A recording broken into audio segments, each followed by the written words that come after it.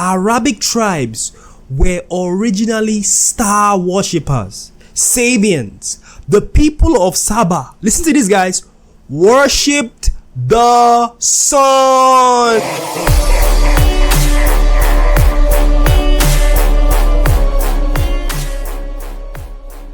What is up guys, welcome back to the channel. Okay, it's been a while since I posted because I was a little bit sick for the past few days. Usually I like to post a video at least every 3 to 4 days. Okay, that's like my schedule, right? At least twice a week.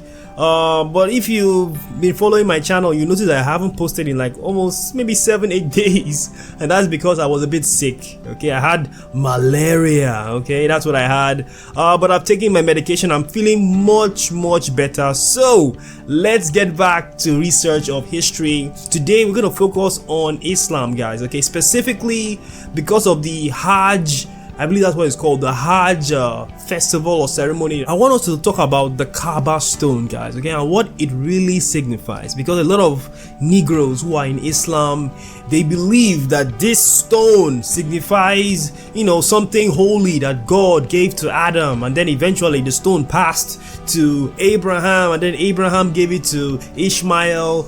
That is what they have been led to believe, okay? But today we're going to look through some history books to see the true meaning behind the Kaaba Stone, okay? And if it is something holy, something that should be, you know, held to high esteem, or something that is an abomination against the God of the Negro, okay, who is of course the true Israelite race, okay? So let's get started with this book called From Babylon to Timbuktu by Rudolph R. Windsor. Very powerful book, guys. This book is filled with so many information about the migration of the Israelites from the land of Canaan, right, to many different parts of the world, guys, okay? But today I want us to focus on Islam. Remember, that's what we're talking about, Islam and the Kaaba Stone. So let's see what it says. Okay, guys, so here we are on page 49. We're going to read some very important facts about Islam, guys, okay? So let's see what it says right here. We're going to read this section. Muhammad, talking about the Prophet Muhammad of Islam, he tried to construct his religion, Islam, as closely as he could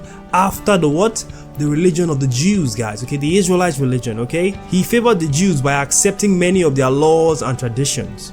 When the Jews refused to be converted, yes, okay, after a while he came to them. He tried to get many of them to accept Islam instead of the laws of the Torah. When the Jews refused to be converted, he commanded his followers to stop turning to the holy city of Jerusalem in prayer. Okay, so initially when he first met the Jews, I've actually read this in a different book. You guys can find that book on Islam as well.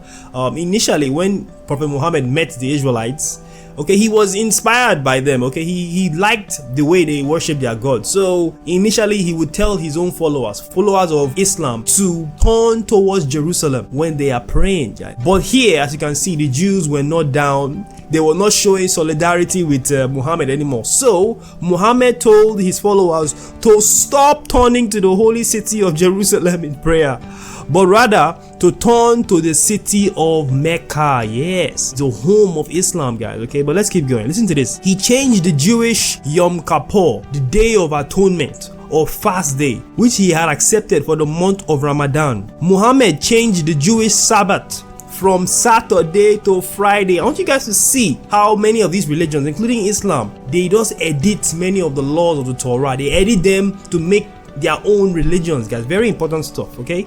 So he changed the Jewish Sabbath from Saturday, which is the actual Sabbath day of the Lord, guys, okay, from Friday in the evening to Saturday in the evening. That is the true Sabbath day. So he changed it from Saturday to Friday, okay? That's why you see a lot of Muslims going to the mosque on Friday and taking that day very seriously, okay? Look at what happened next. We have another parallel with Christianity.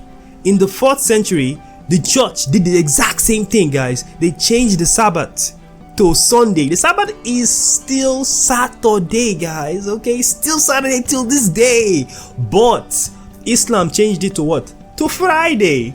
Christianity changed it to what? To Sunday, guys, okay? All of these stuff are against the laws of our God. But let's keep going, okay? In the 4th century, the church changed the Sabbath to Sunday and reorganized its calendar to make Easter separate of Passover. Like Christianity also, Muhammad included in his Bible, the Quran, accusations concerning the Jews. Nevertheless, the Quran glorifies many biblical personalities like who? Like Moses, okay? Moses and even the Messiah are glorified within the Quran, okay? Now here is the point, guys. This is the very important point I want you guys to see. I showed you guys that early point just to see what really happened, okay? How these religions, Islam and Christianity, are connected. They are both based on many of the laws and the traditions of the Israelites, but they alter them, and unfortunately, as you will see very soon, they've added a lot of paganism to their religions, guys. Now check this out. Very important stuff right here, guys, about the Kaaba. Look at this. In order to win the pagans into the church, what did they do? What did Christianity do? Christianity adopted many barbaric customs and traditions, okay? But they're not the only ones that did this, guys. Likewise, Prophet Muhammad, to gain the loyalty of the pagan Arabs, the Arabs who were, participating in other, nasty ass customs and traditions, what did he do? He adopted many of their customs, including what? The Kaaba Stone. An idol was to receive high regard in the new religion. Also, the pagan temple at Mecca was to remain as a holy site. So I want you guys to see what historians are telling you, okay? This Kaaba Stone, this idol, yes, that's what it is. Initially, it was a pagan practice. He had nothing to do with the early days of Muhammad, guys, okay? But he wanted to gain support. He wanted to grow his ranks, increase the members of his religion. So he had started adopting many pagan crap from the other Arabs who were worshipping other, idols and crap, guys. Okay, and one of the things that he adopted, as he has showed you right here, is the Kaaba Stone. Okay, and this was to be given a high regard in the new religion. Till this day, we have Muslims across the world, unfortunately, including Negroes, who regard this Kaaba Stone as something holy, which is not true, guys. It's just an idol, okay? And very soon I will show you what the God of the Negro says about worshiping idols, okay? So very important to see the pagan origin of all these things, because very soon you see a lot of our people going to the Kaaba Stone and then walking around it. What does that walking around the Kaaba Stone signify? Well, let's see what history says about that. Okay, guys, here we are in this book. It's titled The Quran, translated from the Arabic by the Reverend J.M. Rodwell, guys. This book was published in the year 1915. Here we are on page 455. Okay, so let's see what this book says about the Kaaba, guys. Very important. So let me zoom in. I need to zoom in for this because it's very important and you have to see it clearly. The Kaaba, Sarastani informs us that there was an opinion prevalent among the Arabs that the walking around the Kaaba and the other ceremonies were symbolic of the motion of the planets. So when you see during the Hajj, you see a lot of people walking around the Kaaba Stone. It is symbolic of what? The motion of the planets around the what? Around the sun. Notice that the Kaaba is at the center and then people walk around it. The same way we have planets revolving around the sun, guys. Now let's keep going. Look at the next thing it says. Arabic tribes were originally star worshippers. Sabians, the people of Saba, listen to this, guys, worshipped the sun, guys. Okay, that's a very important point right there. Okay, let's keep going. The tribes of Azad and Kahina worshipped the moon. At the later period, they all sunk into idolatry. And in the time of Muhammad, the idols round the Kaaba amounted to what? 360. But the point I want you to get is what? The Arabic tribes. These names that he's listing, the Sabians, the Assad, these are all part of the Arabic tribes, guys, okay? And they were originally star worshippers who worshipped the sun. You have to get that point, okay? So when you go back to that circumambulation of the Kaaba, walking around the Kaaba that we always see, the Kaaba is at the center because it represents the sun. That is sun worship that is being demonstrated before your eyes, okay? And the people walking around, they represent the planets that revolve around the sun, guys. Okay, so many Negroes participate in this ceremony I don't know how many years, if it's every year or every few years, but they have no idea that what they are doing is idolatry. They have no idea that they are actually worshiping the sun. Yes, guys. Okay, even the Quran says this. Check this out. Okay, guys, so here we are.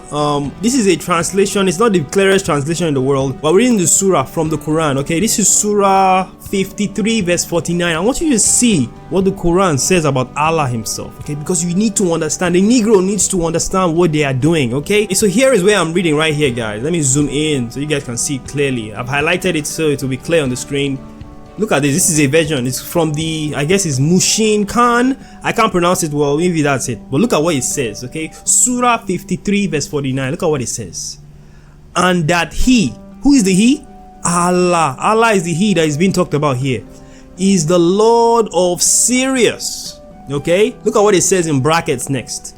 The star which the pagan Arabs used to worship. Get that? Get that, guys. Did you get what this book just said? It just called Allah a star which the Arabs, the pagan Arabs, used to worship, guys. That Kaaba Stone represents Allah. Allah is the star which the pagan Arabs used to worship. Other versions of the Quran says the brightest star at night. Other versions of this same verse, guys, okay, they're telling you something. What is the brightest star at night, guys? Think about it. What is a star? A star, when you look into the sky and you see stars, what you're actually seeing, guys, are suns far, far away. So think about it. What do you think would be the brightest star to us here? Allah, even though they call him the Lord of Sirius, is the brightest star at night. Meaning what, guys? He is the sun. Remember, stars are just suns that are far away. Allah is the sun. They used to worship the sun. So when you see this ceremony that the Muslims do or the Arabs do, when they walk around that Kaaba Stone represents the sun, represents Allah. The point I'm trying to make, guys, is that Islam and Christianity are both about sun worship, guys. They are worshiping the sun. Okay, yes, Islam is about sun worship, no different than Christianity. Okay, later on I will make a videos on Christianity where you will see the exact same pattern. Both of these are just variations of the same thing, sun worship, guys. Okay, no Negro should participate in any of these Hajj or other ceremonies involving Islam or the Kaaba or the Hajj or any of this stuff, guys. Okay, none of this has anything to do with the Israelites, the Negro race. Okay, in fact, here is what our God says about worshiping stones or stars or suns. Okay, so here we are now in Deuteronomy chapter 4. I want you guys to see what it says. Verse 16, lest you corrupt yourself and make you a graven image, the similitude of any figure, the likeness of male or female. Let's talk about idols, guys. Okay, so many people like to craft all these idols of men or women. Okay, let's keep going. Let's see what it says next. Verse 17, the likeness of any beast that is on the earth, the likeness of any winged fowl that flies in the air, the likeness of anything that creeps on the ground, the likeness of any fish that is in the waters beneath the earth. Okay, now look at the next point. Okay, this is a very important point for this video. Unless you lift up your eyes unto heaven, and when you see the sun, the moon, and the stars, and even all the hosts of heaven, shouldn't be driven to what? To worship them. Don't worship the sun, the moon, the stars, or all the hosts of heaven. Don't do it. Okay, and serve them, which the Lord your God has divided unto all nations under the heavens. Okay, so we, the Negro race, are not meant to worship all these things. Okay, all the other heathens, if they want to worship it, that's their own problem. But the Negro race, the true Israelites, we are to only worship the Most High, guys. That is it. Okay, when you see Negroes participating in the Hajj, walking around the Kaaba, kissing the Kaaba, okay, you need to understand the Negro is doing that stuff is breaking the law of his God and instead worshiping the sun. That is what the Kaaba Stone represents during that circumambulation that people always do of the Kaaba Stone. They are playing the role of the planets revolving around the Kaaba. The Kaaba represents the sun, guys, okay? Very important stuff to know, okay? We should not be taking part in any of this mess, any of it. Okay, listen right here, guys. We're reading the 10 Commandments, Exodus 20 verse 3. Listen to what it says, guys. You shall have no other gods before me. Verse 4. You shall not make unto you any graven image or any likeness of anything that is in heaven above. What does that mean, heaven above? Things like the stars, the suns, the moons, or that is in the earth beneath, or that is in the water under the sea. You shall not bow down yourselves to them, nor serve them, for I am the Lord your God, and I am a jealous God, visiting the iniquities of the fathers upon the children unto the third and fourth generations of them that hate me, guys. Okay, so when you are bowing to that Kaaba, you are bowing to an idol. It's idolatry, people. That's what we are doing. It's a crazy thing that we do every day, but so many of us are so simple. We are very simple as a people, especially the Negro. I'm talking about the Negro in particular, okay? Look at what the Most High says about us, the Negro race, in Hosea chapter 4 verse 6, guys. Look at what it says. My people are destroyed for a lack of knowledge, and because you have rejected knowledge, I will also reject you, and that you shall be no priest to me, seeing that you have forgotten the law of your God, and I will also forget your children, guys. Okay, so many Negroes will go to the Hajj ceremony and then they will start bowing their heads to that idol, guys. Very nasty stuff. You are worshiping the sun when you participate in that festival. Okay, as a Muslim today, let me make it clear, as a Muslim and a Christian, I'll make a video on Christianity as well, you are participating in the worship of the sun. Yes, that's what you're doing, guys. This is very nasty stuff. The Negro needs to wake up. We are destroyed. We, the Negro race, are destroyed for a lack of knowledge, guys. Okay, we gotta learn. Stop doing things just because your mommy and your daddy did it. Oh, it's okay. I'm a Christian because mommy and daddy were Christians. I'm a Muslim because mommy and daddy were Muslims. Those are stupid, dumb reasons to do anything, guys. You have to study. You have to increase your knowledge. Because of the lack of it, we are destroyed, guys. Woof. No Negro should partake in any of these Hajj festivals or any other festivals involving Christianity and Islam. Rudolph R. Windsor tells us very much how both these religions, they changed the law to fit their own people. The Sabbath day is on Saturday, but Christians made it what? They made it Sunday. Muslims did what? They made it Friday. And both of them added a lot of pagan abominations to their respective religions. No Negro should have anything to do with Christianity, to do with Islam, or even Judaism. Modern Judaism today is Talmudism. No, the Negro must return to the laws of the Torah. That is the only way we can gain God's favor, okay? That's the only way. All this other stuff is just an abomination. Have no role in these coming ceremonies by Islam, this Hajj festival. You as a Negro should have no role in it, guys, okay? Very powerful stuff.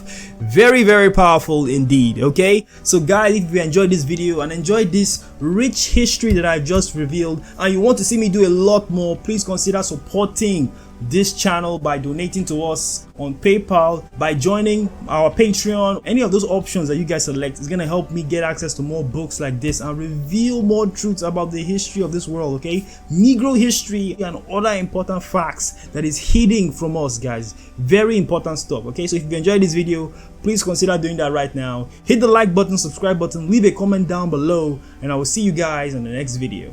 Peace.